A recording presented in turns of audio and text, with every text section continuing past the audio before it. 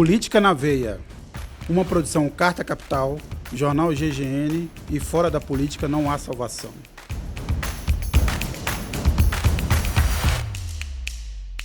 Olá, bem-vindos ao Política na Veia, nesse novo formato agora de podcast. Eu aqui, Sérgio Lírio, sempre na honrosa companhia do Luiz Nassif e do Cláudio Couto.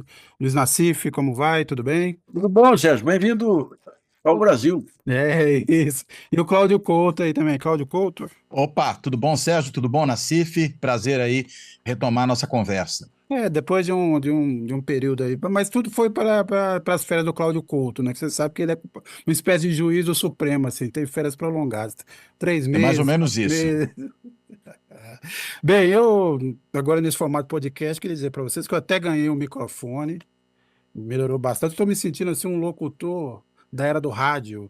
E vou até pensar aqui em fazer uma propaganda, ou melhor, um reclame para o Biotônico Fontoura, essa energia de sobra. Nasci, você tomava Biotônico Fontoura quando era menino? Adorava, meu pai tinha farmácia, e biotônico Fontoura era bom, porque tinha um pouco de álcool também aí. Eu tomava biotônico Fontoura, emulsão de Scott, que era bom para os dentes aí, e quando estava com desarranjo, óleo de rícino, que era um horror. E você, Cláudio Couto? Olha, eu lembro de emulsão Scott. Biotônico Fontoura talvez eu não tenha tomado muito, não, quando era criança. Eu lembro até da garrafinha, mas emulsão Scott eu lembro de ter em casa. Não, e eu até achava bom, todo mundo achava ruim, eu até achava gostoso a emulsão Scott. É por causa do álcool, é por causa do álcool. Não, emulsão Scott acho que não tinha álcool, não. Imagina, emulsão Scott era um horror, realmente. Acho que eu gostava da textura daquele negócio. Seu paladar é refinado. Eu, quando era pequeno, tinha muito problema de garganta. Sempre que eu morava em Governador Valadares, que é uma espécie de inferno na terra, né? Bebia muita água gelada e ficava com dor de garganta. Aí minha mãe pegou um Biotônico Fontoura com uma curandeira que estava cheio de ervas, assim. Ela me deu isso por um longo tempo. E passou, eu nunca mais tive crise de garganta. Ela acha que é isso, né? Ô, Sérgio, você está falando de curandeira? Em casa, quando a gente tinha algum problema, tinha a dona Júlia Benzedeira, que ficava bem do outro lado da igreja lá, e a gente ia lá contra... Qual que era o nome do bicho que ela fazia? Tinha um nome técnico aí pro Entendi. problema que a gente tinha, que ela benzia e resolvia. Pois é, pois é. Milagres, milagres. E por falar em inferno na terra, para alguns, começou o julgamento no Supremo Tribunal Federal. A primeira turma vai decidir, então está decidindo nesse momento se os 8 acusados de participar do núcleo central do golpe vão virar réus ou não. Isso é favas contadas, mesmo que isso vai acontecer e já está na conta. Então, só lembrando aqui quais são os réus e quais são os crimes, né? Jair Bolsonaro, ex-presidente, acusado de liderar uma organização criminosa armada, ao lado do general Walter Braga Neto, que é ex-ministro e vice na chapa derrotada de Bolsonaro. No relatório do Alexandre Moraes, ele disse que foi um co-comando, né, um comando compartilhado entre os dois. Também tem o general Augusto Heleno, que é o ex-ministro da Gabinete de Segurança Institucional, o general Paulo Sérgio Nogueira, ex-ministro da Defesa, o almirante Almir Garnier, que é ex-comandante da Marinha, o Anderson Torres, ex-ministro da Justiça, o Alexandre Ramagem, ex-diretor-geral da ABIN, e o Mauro Cid, que é o tenente Mauro Cid, ex-ajudante de ordens de Bolsonaro. E os crimes vão, além da formação de organização criminosa armada, tem a tentativa de abolição violenta do Estado Democrático de Direito, o planejamento de um golpe de Estado, dano qualificado contra o patrimônio da União e deterioração do patrimônio tombado. Essas são as acusações em geral, você pode ter um ou outro ali. Também não é esse momento em que o Supremo vai julgar, vai entrar no mérito da acusação, ele só vai decidir hoje se admite ou não a denúncia da Procuradoria-Geral da República. Para mim está certo, tá favas contadas. Mas eu queria, Couto e Nassif, levantar o primeiro ponto, vários pontos circunstanciais que estão em torno dessa discussão. E o primeiro deles o Supremo Tribunal está sendo apressado na análise desse processo, e aí os bolsonaristas, obviamente, têm sempre feito uma comparação, primeiro, com o julgamento do chamado mensalão e depois também com o trâmite no Supremo lá das revisões da Lava Jato. E dizem que aquilo tudo demorou mais e que há uma pressa aí para condenar o Bolsonaro. Eu queria ouvir primeiro com o Couto e depois Nassif. Vamos começar por esse ponto. Há ou não uma péssima ligeireza do Supremo Tribunal, e isso aí é contra, então, os direitos dos réus ou e dos denunciados de defesa. Olha, eu não acho que a ligeireza em excesso aí não, o Sérgio, por uma série de razões, né? Primeiro porque o caso, cá entre nós, é muito diferente do caso relativo ao mensalão. A gente está falando de golpe de Estado. Mensalão podia até ser uma coisa grave, se você considerar, enfim, o objeto, né, da denúncia ali, que era uma denúncia envolvendo suposta compra de voto de parlamentares e tudo mais. Agora, dar um golpe de Estado, cá entre nós, está anos-luz à frente disso, do ponto de vista da sua gravidade. Então, é claro que você precisa encaminhar um assunto dessa natureza com muito mais celeridade. Segundo, ali você tinha uma série de questões relacionadas também à interpretação de eventuais responsabilidades, tanto que apareceu aquela tal de teoria do domínio do fato, que segundo os entendidos no assunto, aí no campo judicial, sequer foi uma teoria aplicada no caso brasileiro da forma como o seu propositor a imaginava. Ele mesmo deu declarações nesse sentido, que não era bem disso que ele estava falando quando falava em teoria do domínio do fato. Então você tinha um caso que, não do ponto de vista da sua gravidade, mas do ponto de vista do emaranhado jurídico, era um caso de maior complexidade.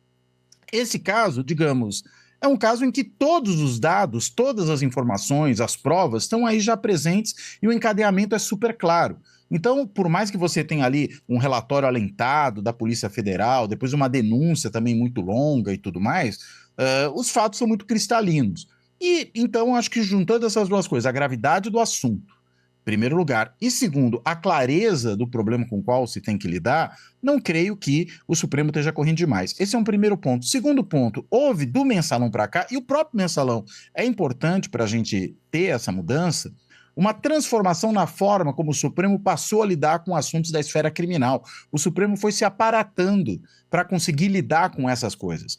O mensalão foi um certo momento de aprendizado de como é que o Supremo julga ações penais. Você veja que naquele momento sequer a gente tinha essa questão de julgamento em turmas. Isso veio depois, como uma consequência, inclusive, desse aprendizado que o julgamento do mensalão produziu. Então, todo esse aparatamento do Supremo, ele permite hoje uma decisão muito mais rápida, um encaminhamento muito mais rápido do processo do que era naquele período. Então, acho que há uma série de fatores específicos ao caso e de transformações institucionais pelas quais o Supremo passou desde então, que explicam essa rapidez, né? E quando eu falo da gravidade do caso, eu acrescentaria um último ponto. Ano que vem tem eleição. O Supremo não vive numa bolha.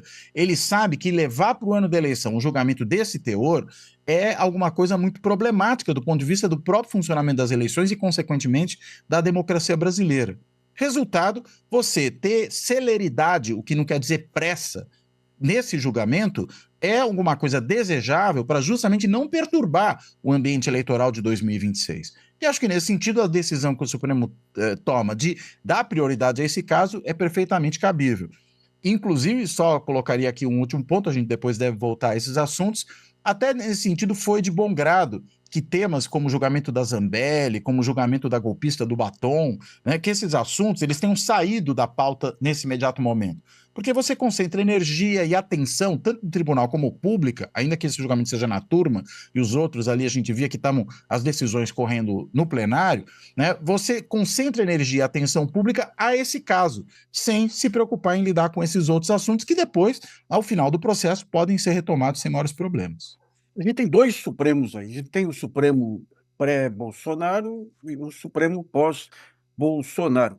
O Supremo do Mensalão, o Mensalão, até eu tenho nesse meu livro aí, Conspiração Lava Jato, o Mensalão foi a maior armação que eu já vi em termos de manipulação do Supremo Tribunal Federal. Ele foi inteiramente montado em cima de uma notícia falsa, o tal desvio de 75 milhões da Visanet para a agência do Valério, lá, aquele de Belo Horizonte. Max Valério. Para ter uma ideia da manipulação, primeiro que a Visanet não era uma empresa pública, era uma sociedade do Banco do Brasil e de outros bancos.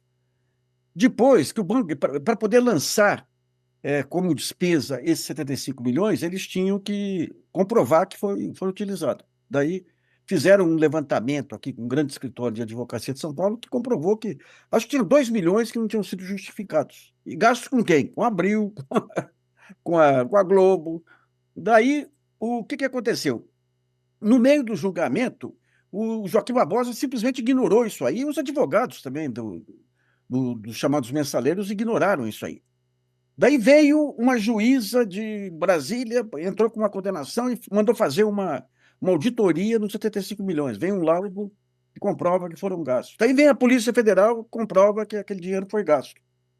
Aquele dinheiro foi gasto. O que o Joaquim Barbosa faz? Decreta sigilo. A defesa não pode utilizar o relatório da Polícia Federal. E tudo isso por quê? Porque ali começava o processo de conspiração que eu narro no meu livro. Começava com o processo de conspiração. E por que se estendeu aquilo lá? Para entrar em processo eleitoral. Nas eleições aí de 2010, 2012, cada vez que você tinha um fato do mensalão, você tinha calhava a divulgação com momentos críticos aí da campanha eleitoral. Então ali foi o começo da degradação do Supremo, com o Joaquim Barbosa lá, que podia ter entrado para a história como... Nossa, Joaquim Barbosa tinha tudo para entrar para a história. Um negro vence na vida por conta do esforço próprio e das oportunidades dadas pelo Estado e pelo Ministério Público, altamente preparado. Não era o Sérgio Moro, não, que assume aquele ponto, e ele tinha um problema terrível de complexo de rejeição. Uma vez o Eugênio que foi... Aragão. Eugênio Aragão? Me contou que ele chegava em cima da hora no Supremo para não ter que encontrar os colegas no cafezinho. Então ele pegou esse episódio do mensalão para fazer um acerto de contas com o país. E foi na conversa da mídia, né? A Veja dava capa lá, o menino pobre que mudou o Brasil e tudo, ele caiu nessa conversa. E só parou aquela sanha sangrenta dele quando um advogado aqui de São Paulo, Pacheco, afrontou no Supremo.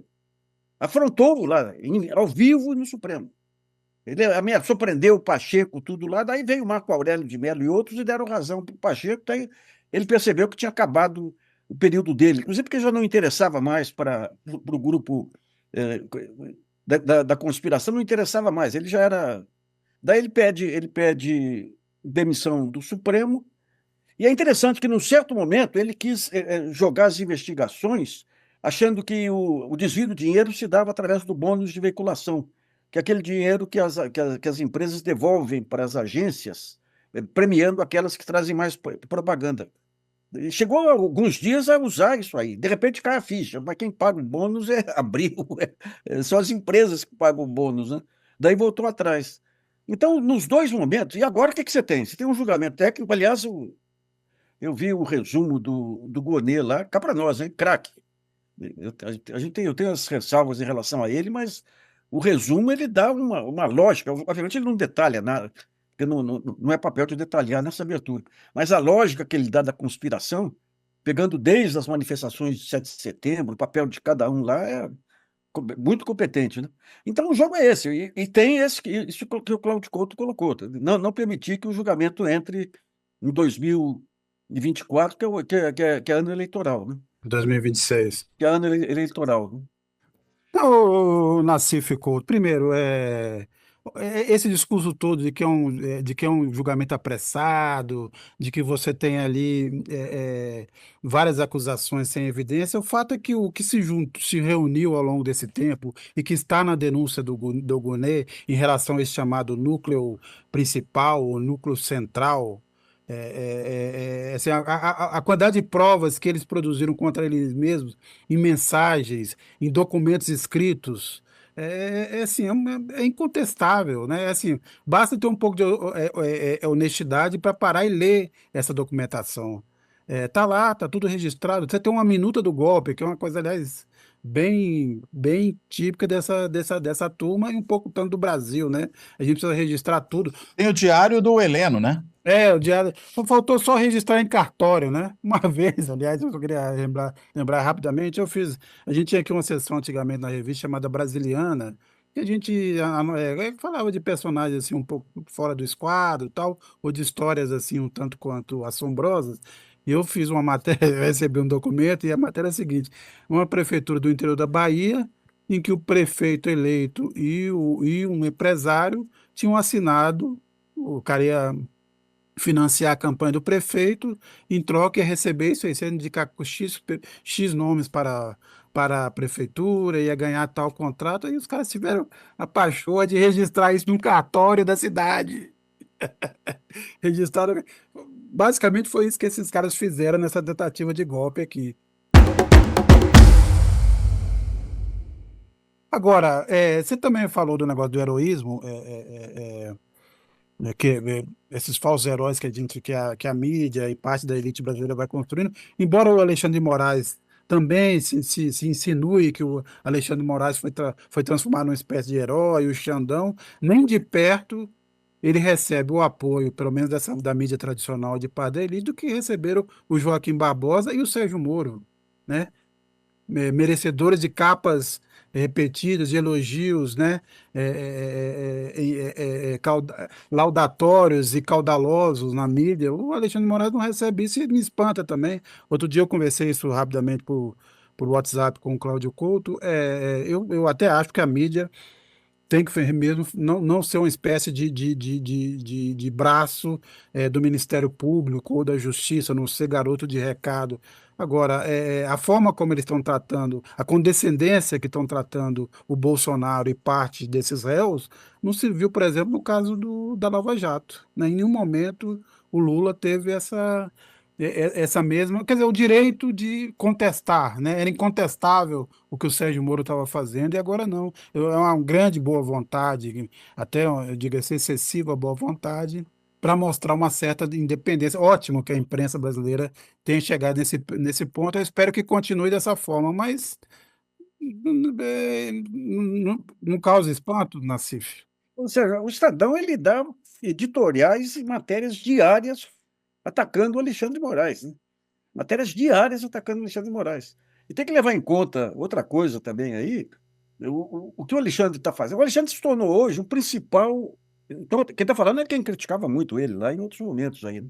Mas ele se tornou hoje o principal ator aí da grande luta dos estados nacionais contra as big techs e o grande. E cá para nós, a maneira como ele atuou nesse caso aí foi fantástica. Quando ele ganhou a relatoria aí dessa CPI do fim do mundo aí, eu conversei com o Toffoli, que entra tudo lá, né? Eu conversei com o Toffoli aqui em São Paulo, o Toffoli explicou tudo. O que ele fez lá? Você estava com todos os poderes contaminados. A gente tinha um Donald Trump aqui na presidência da República, obviamente, com o cérebro do Bolsonaro, né?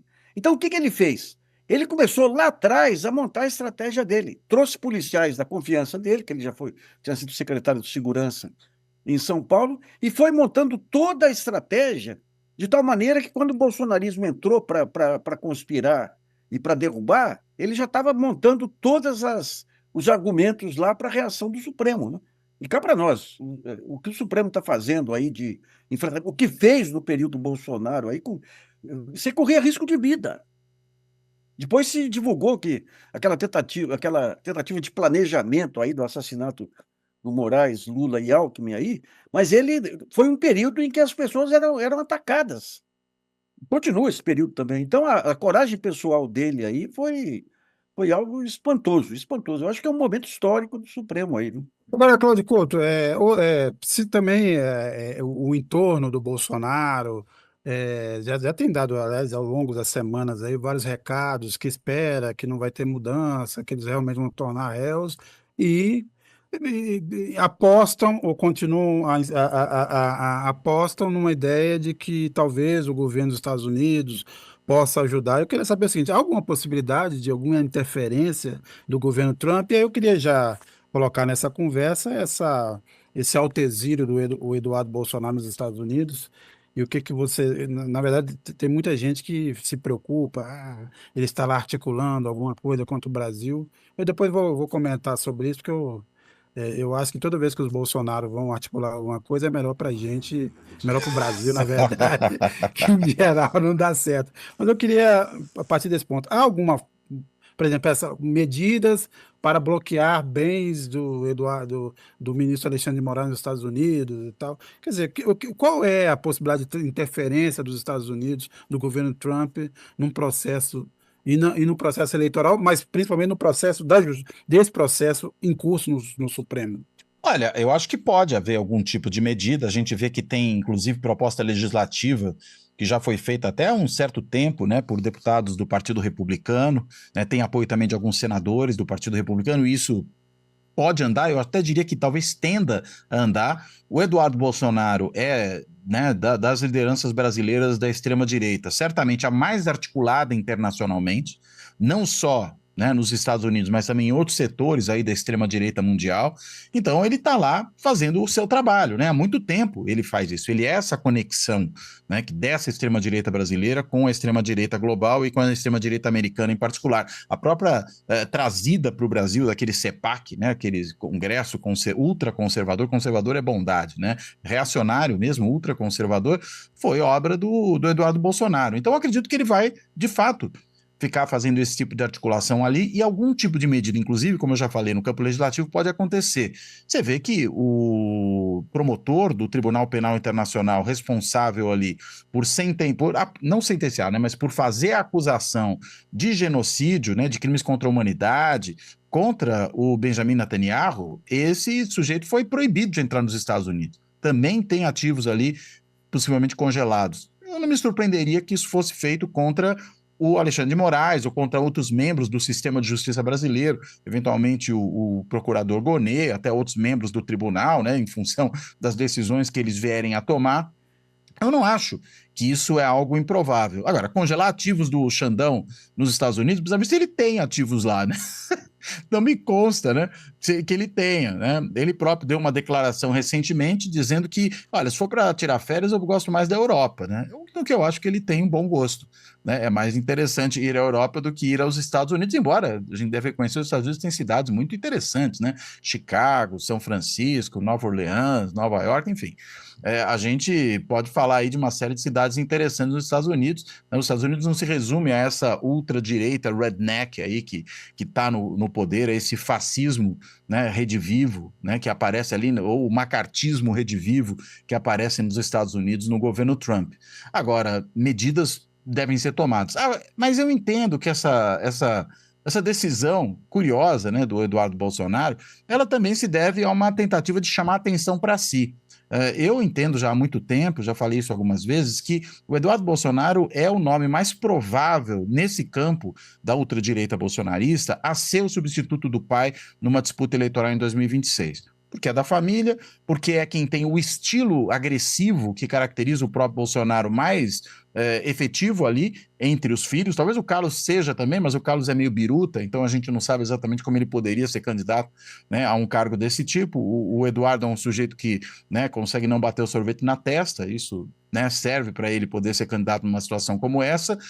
Tem essa articulação internacional, né? Isso também é um ponto importante para ele, e é da família, né? Fundamentalmente é isso que conta aí também. A Michelle também é, mas a Michelle não é homem, né? E a gente sabe que o Bolsonaro acha que sendo mulher significa fraquejada, né? Tanto que todas as vezes que ele pôde desqualificar a própria esposa nessa tentativa de postular um cargo dessa natureza, ele o fez, né? Ela não tem preparo, ela não está pronta para isso, enfim, né? A gente sabe como é que o bolsonarismo enxerga esse papel das mulheres. Então, seria muito natural realmente que o Eduardo fosse esse nome. E daí, fazer esse pampeiro é uma forma que ele tem de ganhar visibilidade, né? Veja, naquela semana, inclusive, em que isso aconteceu, foi bem no dia ali que o governo anunciava a política de isenção até R$ 5.000, né, do imposto de renda, depois naquela faixa de transição ali entre 5 e 7, taxação dos mais ricos para poder justamente financiar essa política que, no fundo, é uma política redistributiva, né, que o governo estaria adotando, e acabamos naquele dia, né, em que os dois anúncios aconteceram, falando muito mais do Eduardo Bolsonaro, né, exilado nos Estados Unidos, autoexilado, né, sem qualquer motivo para que isso acontecesse, porque ele não está em inquérito, né, não consta que ele esteja sendo investigado nesse momento. Mas, enfim, então entendo eu que ele, desse ponto de vista, atingiu o seu objetivo imediato, né, que foi esse de ganhar visibilidade, e acho que esse também é o intento dele daqui para diante. Eu fico em dúvida sobre. Eles são tão atrapalhados, o Bolsonaro é um cara tão limitado intelectualmente, que você vê, o Eduardo Bolsonaro vai para lá. Você tem duas visões: a visão política, que corretíssima aí, que ganha visibilidade lá, pode bater à vontade, e uma questão mais prosaica, foi cuidar lá dos investimentos feitos pela família e fugir aqui da condenação certa que ele sofreria no Supremo, além de preparar a ida do pai, né? Quando você pega as repercussões, o pessoal que teve acesso à família, você vê lá, o Bolsonaro era contra, depois chorou. Você não sabe até que ponto vai o jogo de cena, até que ponto que vai a falta de uma estrutura mais racional de planejamento, né? Mas concordo com o Couto que em caso assim de certo aí do Bolsonaro, do Eduardo, do Jair Bolsonaro está fora, o Eduardo é o candidato é, natural, né? E o plano T, o Tarcísio, segundo a Veja. O Tarcísio é o candidato do André Esteves e da Veja, né? Por quê? Porque ele conseguiu articular a venda da Sabesp aqui, que é algo tão escandaloso quanto foi a venda da Eletrobras, sem piscar, né? Ele não tem medo do futuro, né? Não tem medo do futuro. Faz jogadas aí sem. E faz esse tipo de jogada, de ir no palanque defender Bolsonaro e no dia seguinte ligar para o Supremo aí, dar uma declaração em favor das urnas eletrônicas, né? É aquele negócio, é só num país que desarticulou todos os sistemas de avaliação e de informação que o Tarcísio cresce, né? Foi um ministro dos transportes absolutamente medíocre, foi o pior período das rodovias federais, inaugurava pequenas pontes para cá e para lá, pegou o Estado com bom dinheiro em caixa devido aos erros que foram cometidos pelo Bolsonaro quando veio a pandemia. Ele tinha que fazer uma distribuição de recursos para os estados, e inicialmente eles iam pegar o critério, eu acho que era a queda no ICMS, uma coisa assim, e ele achou que poderia beneficiar São Paulo, mudou o critério e beneficiou São Paulo, no tempo ainda do João Dória. Então deixou aí o Estado com caixa fornido aí, que o Tarcísio vai ter entregas para fazer o ano que vem, e tem esse ar aí do bolsonarista que come, do ultradireita que come de garfo e faca, né? Mas ele para mim, é o nome mais perigoso hoje, né? Não, então, na sexta-feira, ele esteve, então, num evento no Tribunal Regional Eleitoral de São Paulo e fez uma defesa das urnas eletrônicas. E ontem, às vésperas do julgamento, ele participou de uma live ao lado do Bolsonaro, o Eduardo Bolsonaro participou à distância, e ele ali, vamos dizer assim, driblou na área. Ele nem defendeu, nem atacou as urnas. Ele disse que o Tribunal Eleitoral tem um papel importante de garantir a eleição, mas que precisa de transparência. Quer dizer, ele sambou ali na área. Numa live, pelo que eu acompanhei e li a respeito, foi um delírio completo, né? Agora, a tese do Eduardo Bolsonaro é que o USAID, que também a gente chama de USAID aqui, foi que deu dinheiro para o Tribunal Superior Eleitoral fraudar as eleições de 2022. Essa é a atual tese. Se a USAID não existisse, o Bolsonaro teria ganhado a eleição.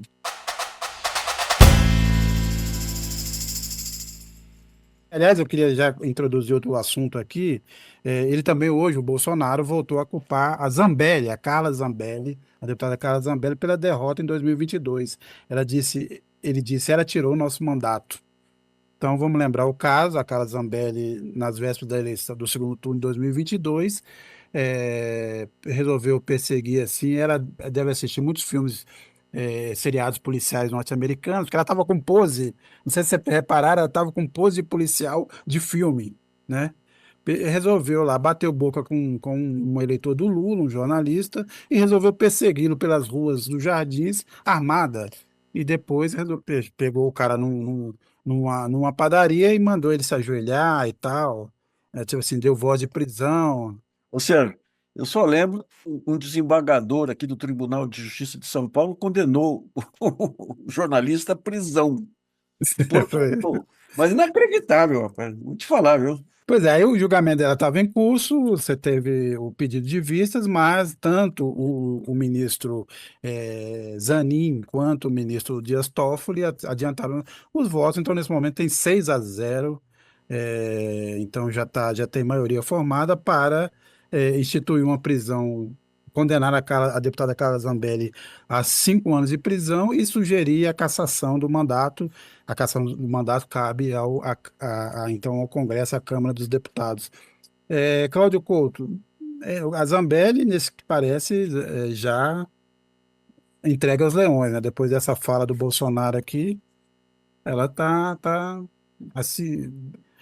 O pedido de vistas hoje, né, pelas regras do Supremo, demora 90 dias, né? Então, daqui a 3 meses, provavelmente, teremos aí esse destino já selado da Carla Zambelli, um placar que deve ser mais estendido. E eu queria que você analisasse um pouco essa decisão do Supremo. Ela também se encaixa em toda essa correção e essa defesa da democracia que o Supremo tem feito na tentativa de manter. E lembrar que esse tipo de atitude, não só o golpe, mas esse tipo de atitude da Carla Zambelli precisam ser cortados pela raiz, não? Bem, primeiro dizer que a Zambelli ser jogada ao mar pelos bolsonaristas não surpreende ninguém, né? Porque é assim que eles procedem normalmente com aqueles que, de alguma forma, ou, enfim, não são mais úteis, ou causaram algum incômodo, né? E lembrando, né, que nesse contexto em que o Bolsonaro culpou a Zambelli por isso, né, ele estava numa entrevista, um podcast, ao lado do Tarcísio, que foi na mesma linha, né? Daquele jeito mais ali elusivo dele, né? Dizendo, a gente tinha não sei quantos 1000 votos na frente e acabamos perdendo essa vantagem, ou seja, botando também ele a culpa na Zambelli, ou seja, ali a solidariedade entre eles é zero, né? Ou seja, ninguém se garante ali e todo mundo se joga ao mar ou aos leões se isso for mais conveniente. Isso é o primeiro ponto, né? Segundo, que claro, acho que o fato da Zambelli ser condenada já está dado. A gente já tem uma maioria. É interessante que, a despeito do pedido de vista, né, do Cássio Nunes Marques, houve uma antecipação de voto de outros ministros que fizeram questão de antecipar o voto para mostrar que já tinham posição tomada a respeito desse caso, né? E isso eu acho que é importante, por quê? Porque provavelmente o que o Nunes Marques está fazendo é meio pagando um tributo aos bolsonaristas, à extrema-direita, né, tentando segurar um pouquinho essa história, embora, pelo que a gente viu, talvez nem precisasse pagar, né? Porque se eles estão querendo se livrar mesmo da Zambelli, não estão nem aí com ela, né? Acho que o caso com K queimou cartucho à toa aí nesse caso, né? Não precisa pagar tributo para a própria Zambelli, já que ela, enfim, daqui a pouco vai inexistir politicamente. Mas aos demais, talvez tenha sido essa a intenção dele. A questão é que ela vai ficar, né, sangrando em praça pública durante mais tempo diante desse negócio, e como eu falei já anteriormente, isso vai tirar, né, da atenção imediata, né, da sociedade esse assunto da Zambelli, para que a gente olhe muito mais para o caso do julgamento mesmo da tentativa de golpe, né? Mas é o bolsonarismo funcionando como dele se espera, né? E outros deverão vir a sucumbir por aí. Eu acho que vale a pena também olhar para isso junto com o que pode ser um certo enfraquecimento desse movimento bolsonarista, se não eleitoralmente, pelo menos na sua capacidade de mobilização. A gente viu lá a flopada, né? O fiasco que foi a convocação para a manifestação em Copacabana, em que, segundo, né, a Polícia Militar do Cláudio Castro, no Rio de Janeiro, 400 mil pessoas ali compareceram, ou seja, ele acredita que você teve ali alguma coisa como 7 maracanãs lotados, né, defendendo o bolsonarismo, e na realidade a gente sabe que o que tinha ali de público mal dava para encher a Vila Belmiro, né, então... Né? Não é exatamente aquelas coisas, né? O público que foi lá prestigiar o Bolsonaro. E ele resolveu se submeter a um novo teste, que vai ser esse da manifestação em breve a ocorrer na Paulista, né? Que parece que tem um lance aí de última cartada, né? Se de fato também esse evento flopar, ele for o fiasco que foi o evento em Copacabana, né? Essa fragilização geral do bolsonarismo, com a condenação, eu diria líquida e certa, que vai acontecer no Supremo dos golpistas, né? Essa morte política da Zambelli, esse tipo de desavença entre eles que faz com que um fique rifando o outro, talvez a gente comece a ver alguma inflexão, né, no período próximo com respeito à força política dessa extrema-direita. Eu não acho que ela vai desaparecer, acho que ela ainda vai ter um certo apoio significativo na sociedade, mas acho que ela vai perder um pouco do impulso que começou a adquirir lá em 2013, né, acelerou em 2018, se fortaleceu durante os 4 anos de Bolsonaro, mas depois de tanta atrapalhada e barbaridade que cometeram, talvez esteja agora o momento deles começarem a se fragilizar. A ver, mas eu acho que há sinais que apontam nessa direção. Agora, Nassif, deixa eu só levantar um ponto que eu queria que você falasse, e depois também o Couto tratasse disso. O Couto falou aqui do enfraquecimento, vamos dizer assim, eleitoral ou de capacidade de mobilização, mas a minha pergunta é, uma condenação como essa da Zambelli e também se espera uma condenação desse núcleo central e também depois dos outros, todos os outros envolvidos, são 33 autores envolvidos na tramóia golpista. Isso vai arrefecer essa sanha golpista que acompanha o Brasil, historicamente? Você acha que isso vai conter isso? Nós vamos virar a página assim, desse ponto, ou ainda essa ameaça, essa loucura, não é loucura, na verdade, tem um traço de loucura e também, mas tem esse comportamento da elite brasileira em relação, assim, toda vez que a coisa caminha do jeito que eles não querem, há uma tentativa de golpe, se isso vai mudar. Ô, Sérgio, nesse julgamento aí compareceram os parentes aí, acho que foi o neto do Rubens Paiva e da Zuzu Ângel. Esse julgamento, ele está julgando os crimes da ditadura militar. Ele está julgando os filhotes do Silvio Frota. O que houve aí nesse período do governo militar de Bolsonaro foi uma reedição da pior fase do período da ditadura. Representava aí o quê? Esse pessoal, esse grupo de Haiti, do Haiti, acusado de massacres lá no Haiti, era o general Heleno e outros que vêm da fase Silvio Frota, que foi a fase que nós tivemos aqueles crimes, aquelas mortes misteriosas do Jango, do Zuângel, do Lacerda, do Juscelino, né? Então, de certo modo, aí, a condenação de militares, daquele almirante extremamente arrogante, lá que não quis entregar o cargo na frente do Lula e tudo, vai dar não digo que é uma pá de cal, mas passa a servir de arrefecimento aí para o setor militar. Eu lembro quando começou esse negócio de Twitter, de militares entrando no Twitter, tudo, que a brigada lá do Sul, eu não lembro qual região que é militar lá, eles soltavam, eles tinham lá um serviço de Twitter para falar dos benefícios lá, e eu fiz uma observação qualquer lá, o general entrou assustado aí, com medo que fosse uma... Ou seja, individualmente, esses generais e oficiais passaram a sentir o que é o peso da lei. Não, e cá para nós, esse cerimonial do Supremo aí, que muita gente considera anacrônico aí, mas os advogados, mesmo os advogados de defesa, prestando referência, todo aquele formalismo, ele, de certa forma, reinstaura aí um pouco da institucionalidade perdida, né?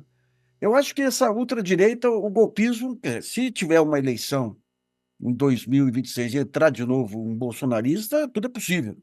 Mas, digamos, na quadra atual, perdeu bastante. A loucura foi tão grande lá que você pega o Roberto Jefferson atirando contra a Polícia Federal. Você Isso. pega tudo quanto é maluco do sistema político e da República Civil empoderado aí para fazer o que quisesse. Foi muita loucura. É aqueles movimentos de massa que o Freud já analisava aí nos anos 20, tudo, que vem com uma força, mas isso agora começa a arrefecer. E eu temo, aliás, é interessante que esses movimentos, essa coisa de manada, a esquerda não pode entrar nessa também. Fizeram uma campanha contra a Júlia do Alibe aí no Twitter, tudo aí, que é escandalosa da campanha. Não tem diferença do Bolsonaro. No máximo, ela fez uma pergunta mal feita, né? No máximo. No máximo. Até o próprio Haddad estava disposto a dar uma declaração aí, porque ela refaz depois a pergunta, tudo aí. Mas mesmo que fosse uma. É interessante esse ponto, né? Se você vê o Camarote, o geógrafo lá, o Demétrio, aquela Ana Flor, ninguém é porque eles já sabem que se o cara é da direita, isso não afeta. Se a pessoa tenta se equilibrar um pouco fazendo jornalismo, ela é mais suscetível a esse tipo de patrulhamento, né? Mas é um clima que pega todos os lados aí, né? Pega todos os lados, é um horror, é um horror. Cláudio Couto, você acha que vamos superar essa ânsia golpista? Ela vai ser um pouco contida? Olha, eu acho que se houver uma punição exemplar desses golpistas, eu acredito que haverá, a gente tem uma grande chance de superar, né, de virar uma página importante da história brasileira. Pelo simples fato, né, de que nós estamos num país em que o golpismo sempre volta porque os golpistas nunca são punidos, né? Porque eles sabem que o custo do golpismo é politicamente e judicialmente muito baixo para eles. Eu falo politicamente porque eles voltam, inclusive, à cena política, disputando eleição, né, participando do jogo político normal e sendo, eu acho que é importante insistir nisso, normalizados por outros segmentos da classe política brasileira. A direita tradicional brasileira é muito responsável pela normalização do golpismo. Veja o que foram as últimas eleições municipais, em que tinha um monte de gente ali beijando a mão do Bolsonaro para ter apoio dele, fazendo aliança com ele, achando que está tudo normal. Ora, a gente deveria, né, se tivesse gente que honrasse as calças aí nesse campo da direita tradicional, um cordão sanitário em torno do bolsonarismo, como fazem os alemães, né, os democratas cristãos, que, né, evitam o quanto podem ali se coligar com a extrema-direita da AfD, né, como na França você vê a direita tradicional também isolando, né, a reunião nacional, antes a Frente Nacional, né, e aqui não, aqui parece que está tudo certo, né, que enfim, os caras tentam um golpe de Estado, o cara elogia torturador, né, tenta virar a mesa da eleição, e é tratado como se fosse um político normal. Então, acho que a condenação é também um passo importante no sentido de mostrar o custo da normalização. Inclusive porque esses que forem buscar apoio desse pessoal depois podem ser cobrados no debate eleitoral. Olha, você está buscando apoio de um sujeito que foi condenado por golpe de Estado? É isso mesmo? Você acha normal isso? Né? Inclusive para desnaturalizar também esses sujeitos dissimulados da extrema-direita, como é o Tarcísio, né, que tem uma fala um pouco mais mansa, mas que na realidade defende exatamente os mesmos pontos de vista dos demais. Tanto é que estava lá, né, na flopada de Copacabana, estava em outros momentos, esteve no Bolsonaro, o Bolsonaro nessa entrevista recente aí, em que ele rifou a Carla Zambelli, ou seja, Tarcísio é um bolsonarista, é um extremista de direita perfeito. Ele só modera um pouco o tom da fala. Mas do ponto de vista substantivo, estamos falando exatamente da mesma coisa. Então, acho que a condenação ela é importante para desnormalizar o que não é mesmo normal, né? Que é esse atavismo golpista que caracteriza uma certa parte da classe política, da sociedade brasileira e, sobretudo, do meio militar. Bem, vou mudar aqui completamente de assunto. O presidente Lula chegou ao Japão, se reuniu lá com o imperador, vai ter várias reuniões. A ideia lá, o propósito é abrir mercados, principalmente de carne. O Brasil está para receber aí um certificado internacional de que está livre da febre aftosa, uma possibilidade de abrir mercado. Parece o Lula ter voltado a um movimento, vamos dizer assim, em busca de notícias positivas.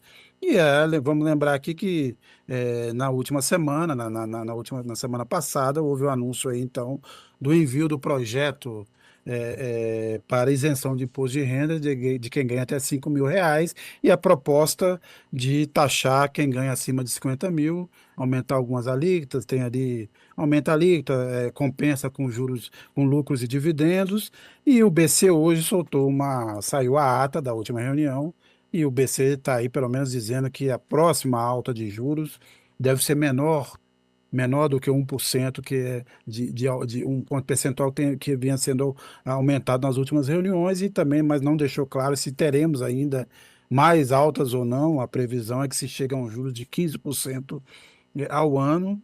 E aí, Nassif, e obviamente depois eu quero ouvir o Couto na sequência, esse conjunto de medidas do governo, você acha que serão suficientes para reverter essa queda da popularidade e recolocar o Lula, obviamente, aumentar as possibilidades eleitorais do Lula em 2026? Sérgio, o Lula está com a faca e o queijo na mão.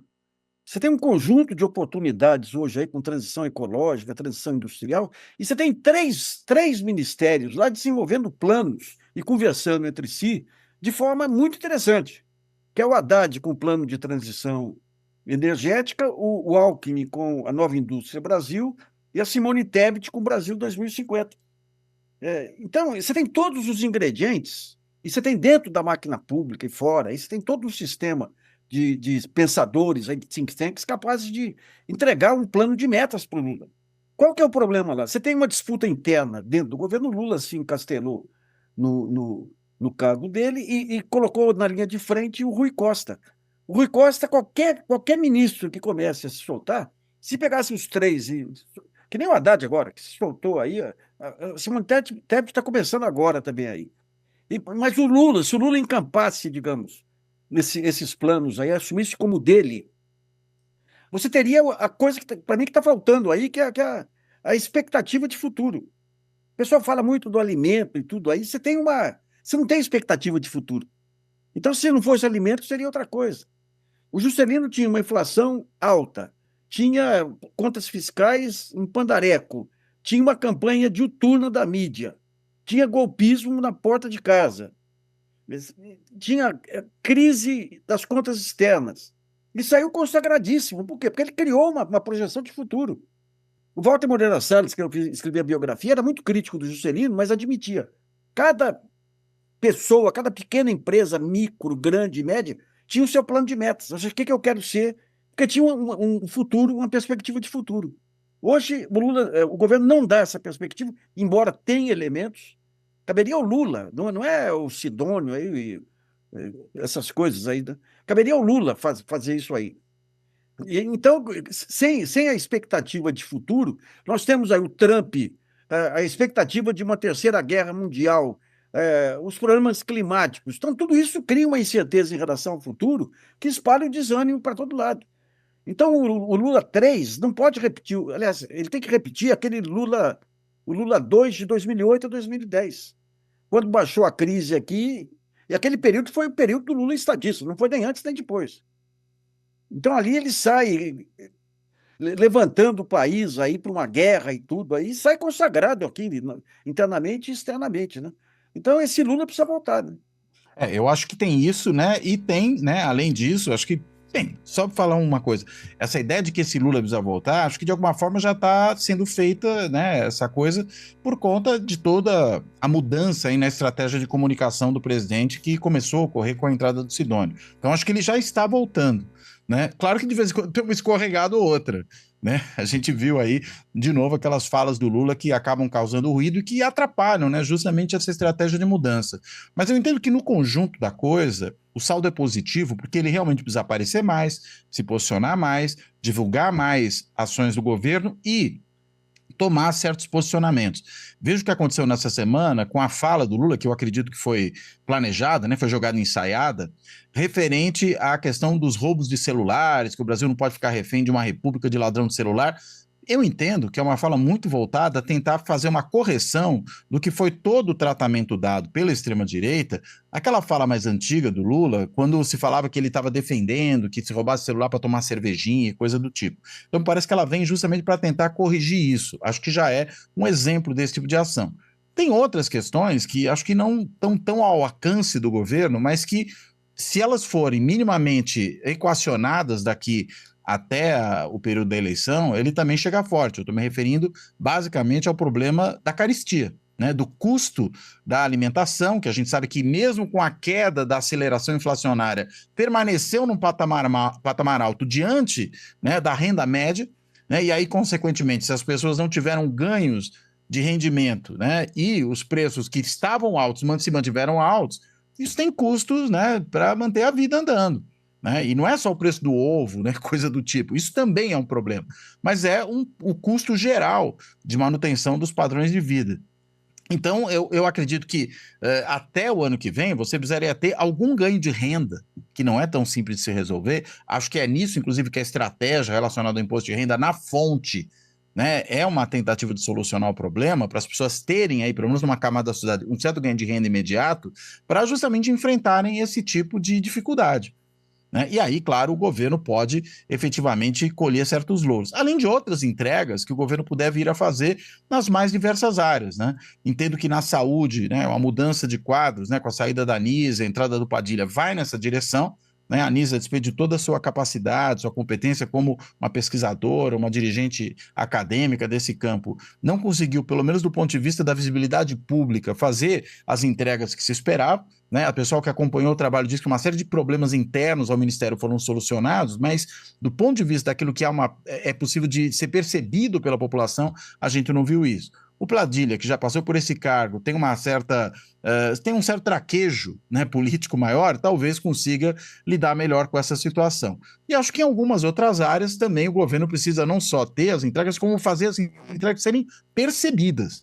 Né? E aí eu acho que há uma chance, né, de recuperar o governo dessa avaliação negativa que ele vem enfrentando hoje, uma avaliação que está no saldo negativo, tanto do governo como do presidente da República em particular, chegando mais forte no ano que vem. E aí você tem mais, inclusive, espaço para elaborar a estratégia que acha mais adequada para poder justamente aí entrar na eleição com capacidade de competir. Né? E a gente sabe que o governante no cargo, se tiver um mínimo que seja de avaliação razoável, ele chega muito competitivo à disputa eleitoral. O sujeito precisa realmente fazer muito estrago para chegar ali sem capacidade de se reeleger, o Bolsonaro que o diga. Não, só um ponto. Ontem eu entrevistei a ministra Simone Tebet, que é muito articulada, me surpreendeu ali. E ela traz uma afirmação interessante em relação ao plano de metas. Por que é importante o plano de metas? Porque você define 4, 5 metas, deixa claro, essas aqui são as metas. Então, cada entrega que você faz, você associa a uma das metas e vai passando aquela ideia do conjunto. Porque se você pega, por exemplo, essas avaliações feitas aí em cima de cada ministério e tudo, todos eles com avaliação baixa, aí, todos eles com avaliação baixa, independente. Então, se você faz, digamos, uma articulação em cima de planos de metas, você passa a ver, até a sensação da construção de um modelo. Então, agora isso aí é papel do presidente, não é um ministro, ou 2 ministros, ou 3 ministros que vão resolver essa ideia da recriação do sonho de futuro aí para o país. Né?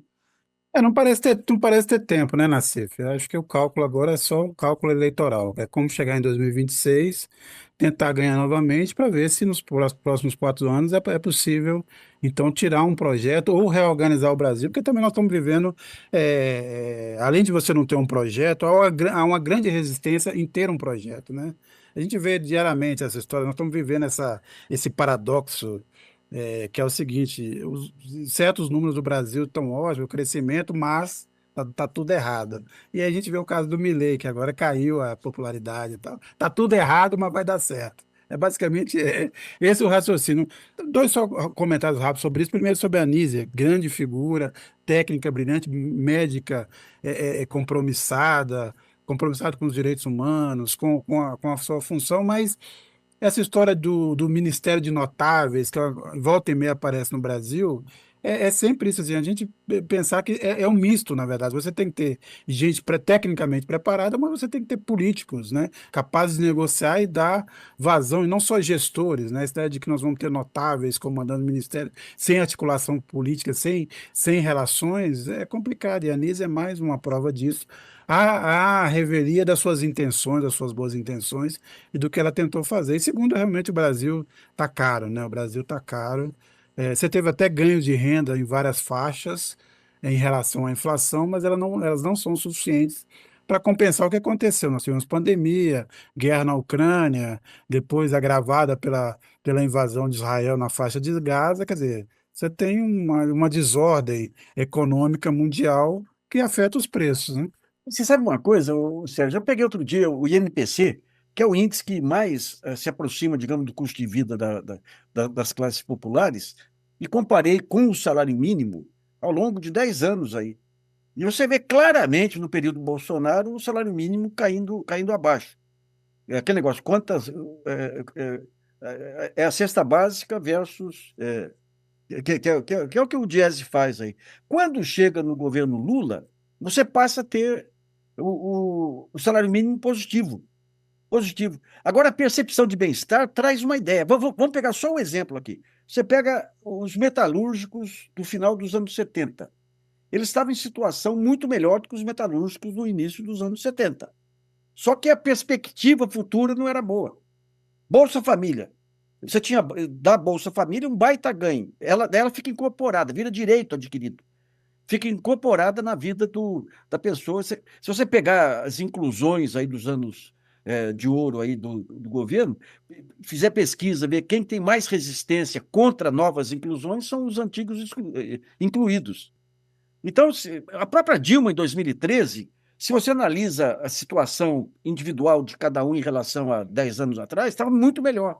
mas para frente você não tinha expectativa. Então, a expectativa é fundamental. E o que você tem agora aí? Provavelmente uma situação uma situação melhor do que no período Bolsonaro, certamente, do que no período Temer, no último ano do governo Dilma e tudo aí, mas a percepção não é comparativa, né? É muito a questão do estado de espírito da pessoa aí e o que a imprensa faz, né? Eu lembro quando teve um problema de safra de tomate, que o tomate explodiu o preço aí, uma semana que o Jornal Nacional falando em volta da hiperinflação. Então, digamos, essa sensação é muito. A gente tem um país e um modelo que é todo comandado por expectativa. É mercado, é eleição, é tudo. E você tem um mercado de opinião cartelizado. De um lado, e na outra ponta, as redes sociais, que são, até agora, com um controle maior da ultradireita, né? Então, isso cria um imbróglio, digamos, nas avaliações aí, muito, muito complicado, né? Bem, chegamos aqui ao fim de mais um Política na Veia, agora no formato podcast. Nassif Couto, é um prazer aqui estar de novo com vocês. E bem, falar para o pessoal aqui que a gente vai estar aqui toda semana, em tese, regularmente, espero, né? Comentando aqui os principais temas do Brasil e do mundo. A gente não teve hoje a oportunidade de falar de alguns outros assuntos, mas fica para um próximo programa. Nassif Couto, grande abraço. Um grande abraço para você também, Sérgio. Pena que a gente não tem vídeo, o pessoal vê a harmonização facial do Nassif. Pois quem sabe em breve a gente poderá, né, gozar desse tipo de privilégio também. Tá certo, minha gente. Um abraço. Um abraço, até mais. Política na Veia, uma produção Carta Capital, Jornal GGN e Fora da Política Não Há Salvação.